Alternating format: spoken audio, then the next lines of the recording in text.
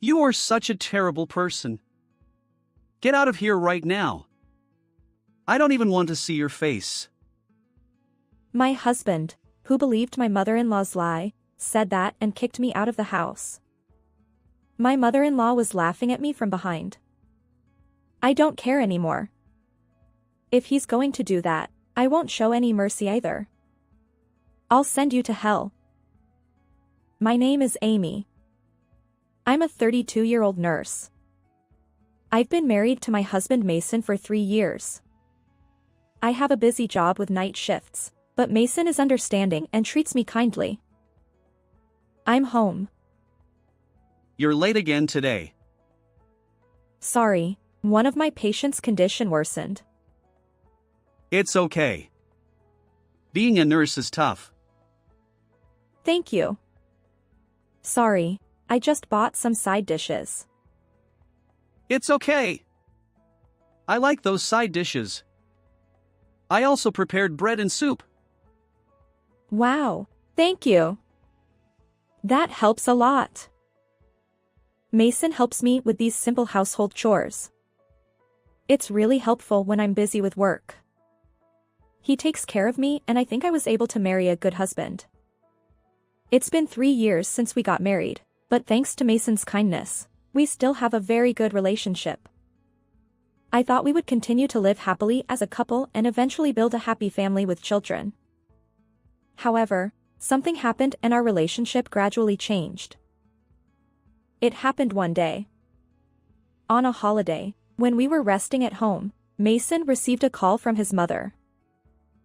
Hello, Mom. What's up? I'm sorry to bother you all of a sudden. There's something I'm worried about. What? Something worrying? Actually, your father is acting strange. Strange. I don't know how to put it, but he's showing some symptoms of dementia. What? Are you kidding me? He still remembers my name and such, so I think it's mild, but I'm worried about what will happen in the future. Oh, I know. If there's anything I can do, just tell me. Thank you, Mason. After hanging up the phone, Mason told me that his father was suspected of having dementia. I'm worried about my dad. He's been healthy until now, so I'm worried. I want to do something for him. Yeah. If there's anything I can do to help, I'll do it. Thank you, Amy. I looked for a good hospital to visit for dementia and asked other nurses at work. I was prepared for anything that might happen. But things took an unexpected turn. It was Mason's words that triggered it. One day, Mason told me that he had something to talk to me about. What is it? I sat across from Mason at the dining table, drinking coffee after dinner. I stopped stirring my coffee with a spoon when Mason said something unbelievable. I'm thinking of living with my mother and father. What? Living together? Don't you remember I told you that my father was suspected of having dementia? His symptoms have gotten worse, and my mother is having a hard time. So I thought we should move back. It would help prevent his condition from worsening, and we could take care of him if anything happened. Of course, you'll help my father too, right? Well. You said you'd help before, didn't you? I said I would help by finding a hospital or something, but I never agreed to live with them. Amy, do you not want to live with them? Don't you care about my parents? No, it's not that. Then it's okay, right? Mason decided to force us to live together. I felt a little uneasy about the way he decided it without asking me. I was shocked that Mason, who is usually so kind, would force us to live together like this. But he has always been understanding of my work and helped with household chores. Although I don't agree with what he did this time, I started to think that maybe I should accept living with his parents, considering all the kindness and gratitude he has shown me so far. That's how I convinced myself. I reported to my parents that we had decided to live together. I see. Dementia is tough, so I understand the desire to cooperate as a family. But don't push yourself too hard. You can come back here anytime if something happens. Your home is here. Thank you, Mom and Dad. And so we moved into my in-laws' house and started living together with them. Nice to meet you from today. Yes, nice to meet you too. I'm sorry to ask so soon, but could you prepare lunch? Oh, yes, I understand. It was around lunchtime, so I started preparing right away. We had lunch together with my in-laws and then I washed the dishes and started unpacking. That's when my father-in-law suddenly spoke to me. Is lunch ready yet? What? You had lunch, didn't you? Huh? Did I? Yes, let's go back to the living room and not disturb the unpacking. I was relieved that my mother-in-law helped me, but I saw that my father-in-law had dementia. He's definitely showing symptoms. Maybe I should introduce him to a hospital soon. I'm still worried about my dad. Yeah. Me too. He hasn't been examined at the hospital yet, right? Yeah, he seems to really hate going to the hospital. It's taking a lot of effort to convince him. I see. I understand that this won't be easy. I'll do everything I can to help. Thanks. I'm glad you're my wife. You're very reliable. Mason. I was happy to be appreciated like that by Mason. I still don't agree with the fact that we were forced to live together, but there's nothing we can do now that we've started living together. I'll just do my best in this environment. I decided to communicate well with my in-laws from now on. I think the cohabitation was going well at first because Mason explained everything to my mother-in-law, and she showed understanding about my job. So on days when I had night shifts, my mother-in-law took the lead on household chores, which was a great help to me. However, the situation gradually began to change, and my share of the household chores increased. On nights when I had night shifts, my mother-in-law asked me to prepare breakfast for my in-laws and Mason before work, so my role was to prepare breakfast for them the next day. It was quite a hassle, and it was also physically exhausting to cook dinner too. And it wasn't just night shifts that were difficult. Even on days when I was a little late, my mother-in-law would get very angry. What time do you think it is? It's already past 6 p.m. I'm starving, so make dinner quickly. I'm sorry, work ran late. I don't want to hear your excuses. You're the daughter-in-law who came to this house, so fulfill your role properly. My mother-in-law yelled at me unreasonably. My mother-in-law seemed to be putting herself first all the time and stopped considering my circumstances. At first, she seemed to be trying to put on a good face, but her unreasonable behavior became worse and worse. When I bought side dishes because I was busy with work, she would say, "You're not going to feed us this kind of food," and throw it in the trash. I can see why Mason has been treated so badly until now. But from now on, I won't let you do whatever you want. I'll guide you to become a good daughter-in-law. My mother-in-law said that, but throwing away side dishes without touching them is too cruel. That night, I talked to Mason about it. I reported all the unreasonable things my mother-in-law had said to me in detail. But Mason didn't take my side. Isn't it because of your attitude? What? Mom is a wonderful person. She's trying to guide you, right? Isn't that something to be grateful for? And she's right. You shouldn't buy side dishes. If you were a normal housewife, you'd cook homemade meals. I have night shifts, you know? then quit your job and become a housewife. You can do both household chores and caregiving if you quit your job. What? Are you serious? I have to say that because you're not doing your household chores properly. If you don't like it, do your household chores properly. Okay, I understand. I was suddenly disillusioned with Mason. I thought he would be on my side. But to win the trust of Mason and my mother-in-law, I had no choice but to work hard on household chores. I'm competitive, so I tried to do my best. I wouldn't let them complain.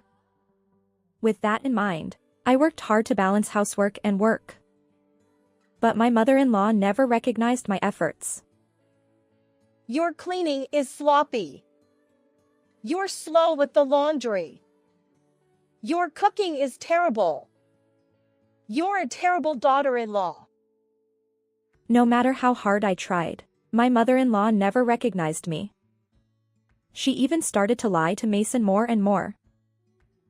For example, she said I was meeting another man in town, gambling, or taking money from my mother-in-law's wallet. She made statements that could be sued for defamation. And Mason believed it all. What are you doing? Cheating, gambling, and stealing? That's not something a person can do. Wait a minute, do you believe your mother's lies? I would never do such a thing. Every time Mason blamed me, I tried to explain myself desperately. I couldn't believe he would believe my mother-in-law's lies. Are you saying Mom is lying? Yes, your mother is lying. Don't talk bad about Mom. She's a kind and wonderful person. Kind and wonderful? That's far from the truth about my mother-in-law. At least I've never seen that side of her. Mom is tired from taking care of Dad. Don't do anything that will make her more troubled. Why does he believe my mother-in-law's words so easily? I was getting more and more angry with Mason. If he doesn't believe me at all, then I don't need to be Mason's wife. I started to think that way. And in the midst of all this, I learned a surprising fact. It happened one day when I received a text message from a junior nurse while I was working. She was supposed to be off today. I opened my smartphone during my break and saw the message. The contents were surprising. I saw someone who looked like your husband walking with a young woman. They were walking arm in arm, and it didn't look like they were just acquaintances. She wasn't your husband's sister or anything, was she? My hand holding the smartphone trembled. I couldn't believe that Mason, who suspected me of having an affair, was having an affair himself. Or rather, because he was having an affair, he might be suspicious of me. I immediately hired a private investigator. Evidence was collected in no time. I decided to divorce and leave that house. I was preparing for the future. But in the midst of all this, Mason suddenly yelled at me in anger. Hey! Do you know what you're doing? What? What are you talking about? You tried to feed my parents rotten food for breakfast, didn't you? What? No, I didn't. Besides, today's breakfast was. Shut up. Don't lie to me. But I'm not lying. I didn't have time to cook that day, so I bought various ingredients that they could eat by themselves, like bread, jam, and yogurt, and put them in the fridge. I didn't make anything for my in-laws. That means my mother-in-law is lying. But Mason wouldn't listen to a word I said. You're such a lowlife. Get out of here. I don't want to see your face. He kicked me out of the house after believing my mother-in-law's lies. My mother-in-law was laughing at me from behind. I don't care anymore. If that's how he feels, I won't show any mercy. I'll drag you down to hell. Fine, I'll leave. I packed my bags and left my in-laws' house. Then I went back to my parents' house. My parents were surprised to see me come back so suddenly, but they were outraged when I explained the situation. That's unbelievable. I can't believe they were such a terrible family. Like I said before, you can stay here as long as you want. I felt a surge of relief from my parents' kindness. I must have been under a lot of stress at my in-laws' house. I was able to relax and rest my body at my parents' house for the first time in a long time. I also started working by going from my parents' house. I still had some of my belongings at my in-laws' house, but I was able to bring back the essentials, so it wasn't a problem. About a week later, Mason called me, but I ignored him. He kept calling me, but I ignored him. I prepared for the divorce. About a month after I left my in-laws' house, I visited them. It was a day off, so Mason was at home. Oh, you finally came back. How are you? Have you reflected on your mistakes? I thought you must be really depressed because you didn't answer the phone.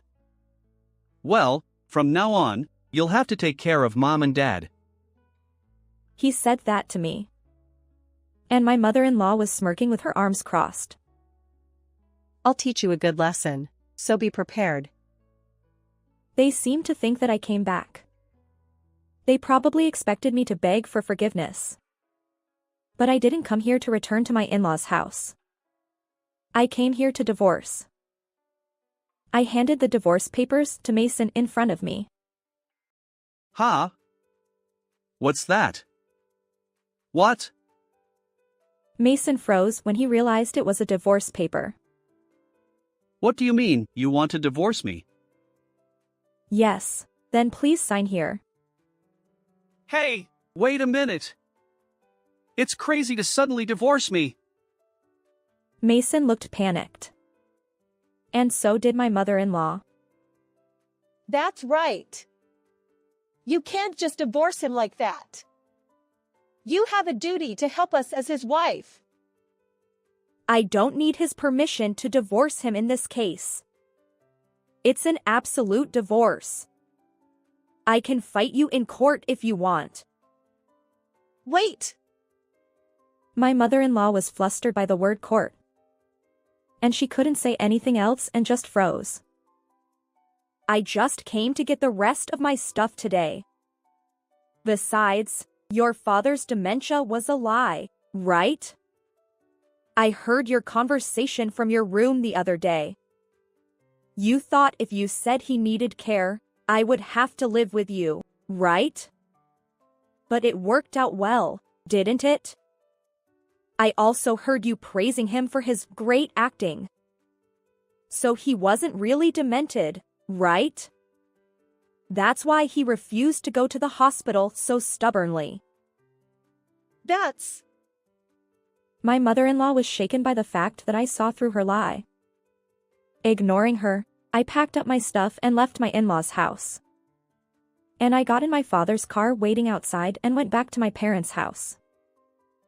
After that, I divorced Mason through a lawyer and demanded alimony from Mason and his mistress. I got them to pay $30,000 each. Mason's affair became known at his company and it became a big problem. Apparently, his mistress was his boss's wife. It became a messy situation and Mason was demoted and transferred to a local branch. It's all his own fault, and he deserves it. And my former mother-in-law was punished by fate. She got a slipped disc and had to be hospitalized for a while.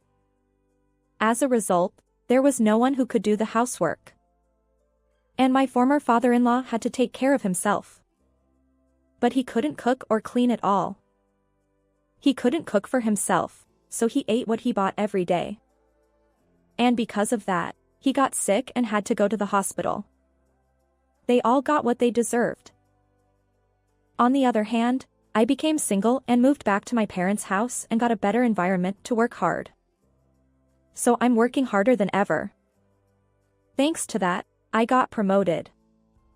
I don't need love for a while, so I'll just focus on my work and earn a lot of money. And save up more and more. How did you like this story? Please also subscribe to my channel. See you in the next video.